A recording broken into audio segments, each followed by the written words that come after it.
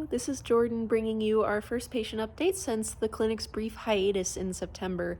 This is just a very busy time of year in general for the clinic, but this month just happened to kind of be the time that our patient load really spikes, and so we thank the viewers for taking the time to let us focus on maximizing our patient care. And for this patient update, I just kind of wanted to go through a few of the intakes and releases that we had through this very busy month. So let's get into it.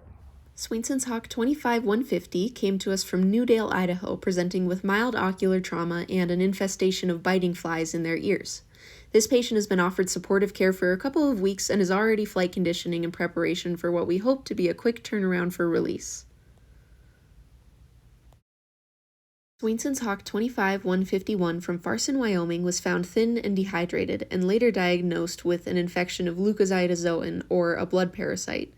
This patient has been resting for the last week or so while being treated with an antiparasitic medication and supportive care, and will spend a bit longer in our patient care unit before hopefully moving to the flight barn to begin flight conditioning shortly.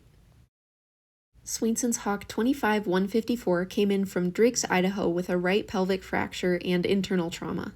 There's not much that can be done in the way of splinting this sort of fracture, but this patient has been progressing well so far with cage rest and supportive care in our patient care units. Red-tailed Hawk 25157 from Victor, Idaho came to us experiencing emaciation and a fractured right radius, which was a complete fracture, and a fractured right ulna, which was an incomplete fracture. This injury did not require pinning, as the ulna, even with the incomplete fracture, was still stable enough to support both bones as they recover.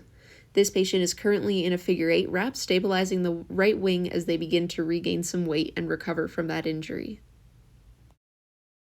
Swainson's Hawk 2598 from Ryrie, Idaho came to us with a left coracoid fracture. After 4 weeks of rest and 3 weeks of flight conditioning, this patient was released back in Ryrie.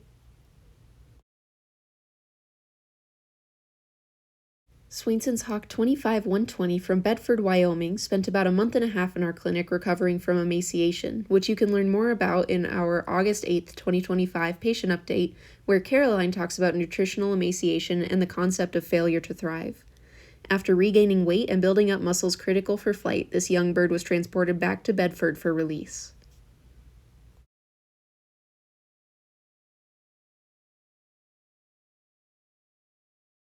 Red-tailed Hawk 25126 came to us from Wilson, Wyoming as another emaciation case. Similar to Swainson's Hawk 25120, this young hawk spent just over a month recovering before re-entering the wild.